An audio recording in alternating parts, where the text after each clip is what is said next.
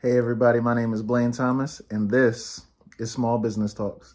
Here in Small Business Talks, we're going to be talking to small business owners throughout Cumberland County, and today's guest is Richard Drippy Ricky Burton. Ricky's going to be talking to us about himself and his clothing business, Drippy Ricky's.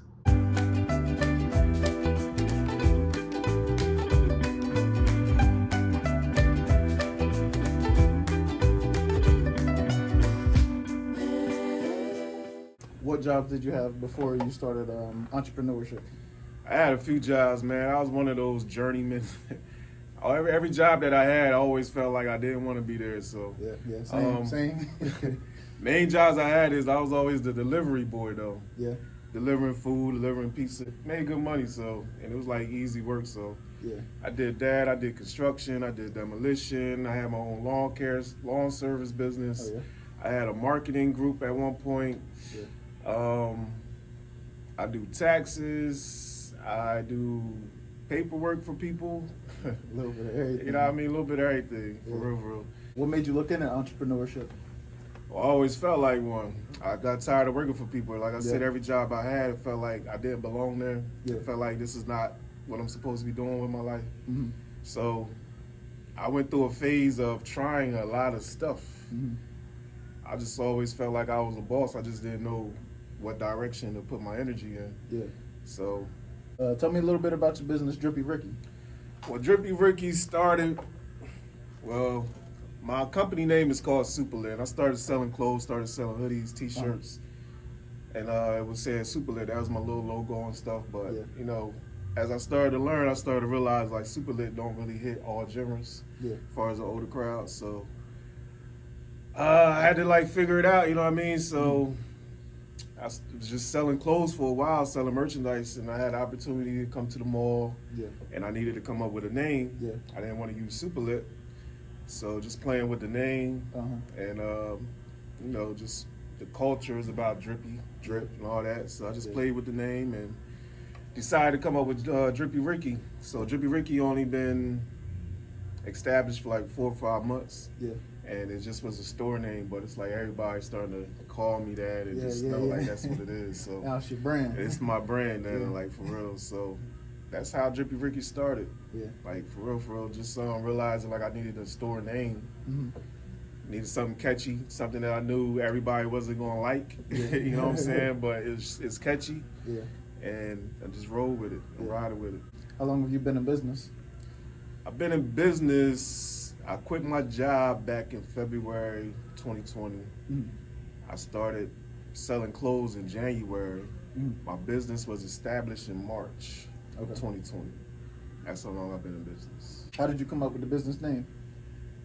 The business name was a combination of just asking people and just going with what I felt. It was either going to be Ricky's, Ricky So Drippy, or Drippies.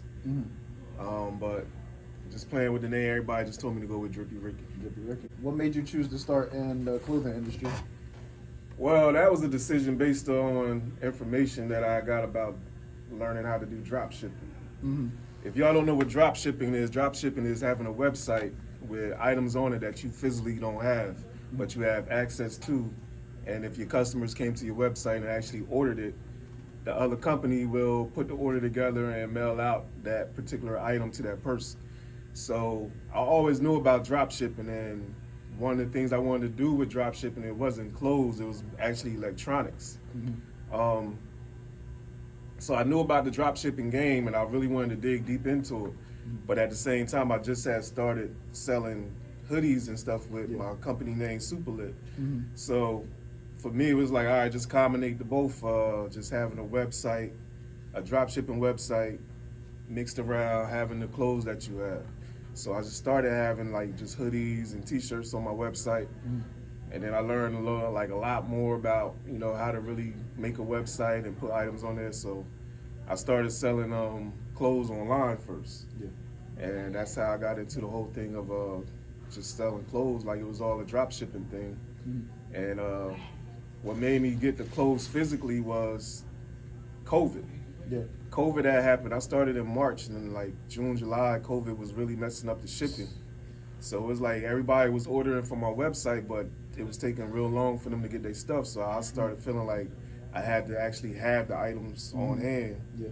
And so I started buying clothes on by myself, and just started selling them out my house, flea markets, out my car, wherever I could. Yeah, yeah. That's how I got into clothes. It really wasn't something that I felt like strongly about. Like I said, I just wanted to make a website around drop shipping. But you know, I was already selling the hoodies and stuff, so it was like, let me just put it together.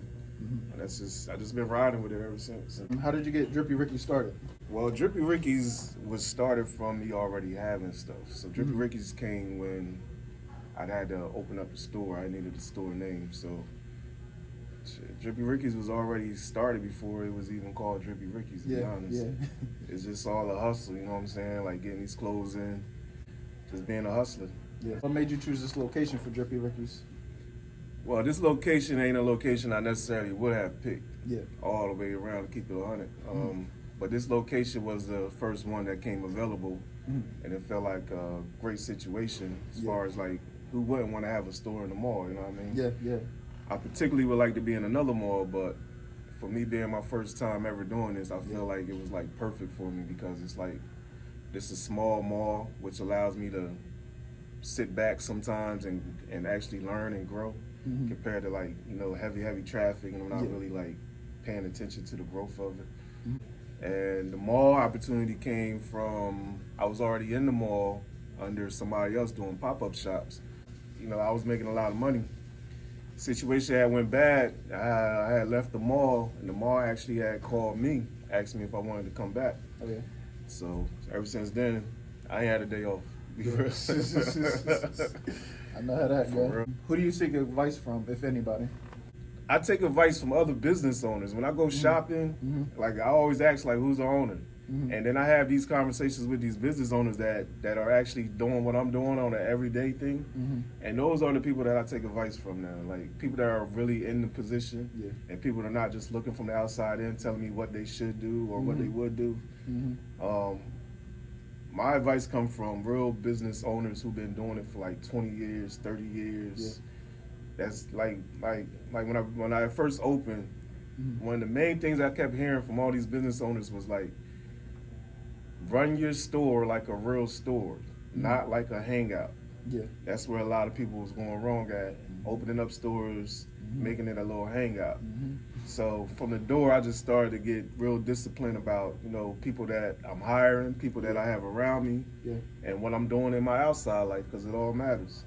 So, you know, my stores ran like a store. They ran like the hangout spot. So that advice alone was something that really just helped mold me into like a more structured person. And let me know like you got an opportunity that a lot of people don't have. A lot of people wish they had, so don't f it up. You know what I'm saying? So that's the advice I take now, like older men and business owners. Listen to your own advice overall. What are your goals for Drippy Ricky's? My goals for Drippy Ricky's is honestly just, I want to get another store. I also want to have a location where I could host classes about small business skills, small business things to look for, and just teaching people who have want to have a small business or they have one already. There's people that come in daily that school me about different small business things that we could do, about how to get funding, about how to, you know what I mean, correctly do your finances. Little conversations about hiring employees and dealing with the backlash from after you fire them. Like, that's a whole other thing. How would you describe Drippy Ricky's success so far? I would describe my success really good. From month to month, there's been an increase, except for last month, because of back to school. So I see nothing but progress, like, for real. I think people need to understand, like, with a business, like with a business that I got, type of business that I got, a retail business, like, you're gonna have your good days and bad days, your good weeks and bad weeks, because it's retail. You might have like $2,000 invested, but you ain't gonna see that investment back for like another 4 or 5 months once everything is completely sold. So that's what I be having to deal with as far as like, you know, using my own money and then buying these clothes and stuff. Everything, your investments don't come right back. They don't. Can you describe a typical day for you? Typical day for me, I wake up around between 7:30, 8 o'clock. Wake up. I try to leave my house by 8:30, and I'm hitting the gym. Yeah. I'm either hitting the gym or, like yesterday, I didn't hit the gym. I had to go to New York. But my day usually is I wake up, hit the gym. I get to the gym by 9 o'clock. I do like a good half-hour workout, sometimes 45 minutes. And I got to open up my store at 10 o'clock. And then at 10 o'clock, my store's open. And I'm open from 10 to 9. So the whole time while I'm open, I'm ordering new stuff. I'm advertising, marketing. I got a fashion show coming together, so I'm contacting people, trying to put things together. It's never no chill time, honestly. Yeah. You know what I'm saying? Yeah. So by the time I get off work, depending on how I feel, I might go back to the gym, or if I didn't go that morning, I'll go to the gym. I get home around like 10:30, and I have learned to understand the importance of rest and sleep. Yeah. I don't agree with millionaires or rich people don't sleep. Like, you need your brain cells to function. Like, you know what I'm saying? So the more rest that your body get, the better you can be. I make me getting some sleep a priority. Yeah. How do you advertise Drippy Ricky's? Well, I advertise on all the social media app platforms, Facebook, Instagram. I pay for ads. I got a couple ads running right now. If y'all don't know about paid ads, they really work.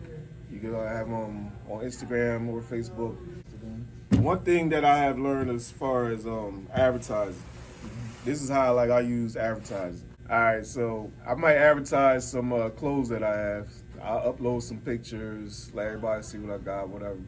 Might do some videos as far as in the store, whatever. It might be all store related, all merchandise related advertising. Boom, that'll work. And then there's another form of advertising, the personal form. That's why I've been doing TikToks. I get on TikTok, whatever I find is funny, I put it together, I put a couple videos out there, and I get good responses from my TikTok videos. So, you know, I figure if y'all see any piece of content that you got of a person, it's gonna make you just see that person, you know what I'm saying? Or think about that person, whatever. So basically, I use side content just as well to advertise the store, even though it might not be directly attached to the store. The simple fact that I'm putting content out there for advertising is allowing people to keep my name relevant in their minds or in their mouths to the point where they might actually end up coming to the store and buy something. So it don't really matter what you do. Anything can be used as far as advertising. Your content, what you make, what he's doing right now, he's building his content profile. This is advertising, and it don't have to, like, he can be doing something else, but because he got this piece of advertising, he can just throw that out there and allow the user to know who he is. So that's what I've been doing. That's what I suggest any of you do. Like, you don't got to advertise your business. You could just make TikTok videos and be funny. That's an advertising. Be sexy. That's an advertising. Anything could be used for advertising, good or bad. You just want people to keep your name in their mouth or in their mind, like, for real. So why do you think your customers select you over your competition? Well, I feel like they don't have a choice. I'm giving my customers no choice but to buy from me, because for simple fact, you can't get this from nowhere else. You come inside my store, you're gonna see stuff that you just can't go to the next person and just go get it. Like, and you know, one main thing that I've been working on and really being serious about is the actual material. I hate a cheap piece of material. You don't care how nice it look. If the material is cheap, it just turns me off. Like, so to me, like, you're going to get high quality material inside my store. So that'll give you a reason to say, like, I'd rather deal with Ricky because I know I'm gonna get something of high quality compared to just looking cute with something real cheap. So I think my customers are starting to realize that now. You know what I'm saying? They come in here and like, oh, you got really nice stuff. Not expecting it. And then they buy it and then they come back. I got a lot of return customers. So that's why I think overall people are going to choose me more than anybody else, because I'm the only one with what I got. That's it, period. What's your favorite aspect about being an entrepreneur? Favorite aspect is just not answering nobody. Can't nobody dictate my day. Like, you know what I'm saying? Like, I'm not forced to get up and go to this job. Forced to listen to this, tell me what to do. And he got an attitude. So to me, that was my main thing that pushed me to like get my own, because the people that I was working for just had really bad attitudes. Even though they ain't really do it with me, it's just like seeing other employees. It's like, they ain't talk to me like that, but you know what I mean? But I ain't like being around it or seeing it. Like, one of the best things I like is just being able to make my own rules and set my own day. You know what I'm saying? That feels great. The freedom of not having something over your head. You know what I mean? Of no responsibilities but the ones that you put onto yourself. You know what I'm saying? So that's the main thing to me, man. And honestly, another part is just the level of bossing up that I was forced to do. You know what I mean? I would never be where I'm at right now if I was still working for somebody. Mentally, I would never be where I'm at right now if I was still working for somebody. So I think that's probably the best part, like just the level of manism that I done grew from being in this position. Where do you see Drippy Ricky's next year? I see me, I hadn't talked with the investors, they've been calling me. I see me still being here in another year. The reason why I say that is because there's a business to having a business. And when there's a business to having a business and you're trying to get some money, you need to show proof of your sales, of what your business is actually doing. So I got proof of sales now, but only got a few months of proof of sales. So talking to different people, this is some good advice that I had got. They suggested that I stay here for another 6 months to a year to have more paperwork to show these people, like, okay, this is what I've been doing. And then, you know, my big plans, this is what I want to do. So if I mix the two, already having financial paperwork with the plans that I want to do, I have a better chance of really getting to where I want to be. So in another year, I'll still be here. I'll still be here. I'm going to still be here. And I'm gonna have this store like revamped to some high class stuff. Right now I got like a lot of mixture of high fashion and urban stuff. But starting next year, I'm getting into all high fashion stuff. All suits and ties and nice button ups and nice blazers, shoes, hats for the men. And I'm getting away from the urban lane. Like, so in another year, I see me being like a fashion icon in Cumberland County, honestly. For real. Be mogul. What tips would you give somebody who want to become an entrepreneur? You better be ready to work. It ain't no you just want to be an entrepreneur, life about to be easy, you can do whatever you want. Nah, this is when you really buckle down. This is when these are the moments that really test you. Like, you really want to be an entrepreneur. It's gonna be those nights where like everybody hyped about some type of party or event and asking you to come out. And it's gonna be those disciplinary days to where you say, nah, I gotta focus on what I gotta focus on. Those are the moments in those days that's gonna help you be a better entrepreneur. If you out here thinking that you wanna be an entrepreneur, but you're not willing to sacrifice some of your fun time, you is not ready. You're not ready. For me, starting off, it took a little time of just being disciplined, like realizing what's really important to me. And what's really important to me is that I don't even know that's ahead of me. But I'm just trying to be prepared for that. I don't want that moment to come and I'm not prepared. And I spend a lot of time on myself, but I'm not just playing video games and, you know what I mean, trying to see the next female. I really be locked in, like going in my own little zone. And it's all business, learning, YouTube, whatever, like I'm learning. So my best advice to anybody that want to be an entrepreneur, just be ready to make some sacrifices. Be ready to be way more disciplined in everything you're doing. Be ready to let some people go. Be ready to bite your pride. Be ready to bite your tongue. Where can people find you and inquire about Drippy Ricky's? So y'all can find me on all social media platforms, all of them. Drippy Ricky's, Instagram, Drippy_Ricky's. There's a few Drippy Ricky's on Facebook. You just gotta find me. You can come to the store, come holler at me.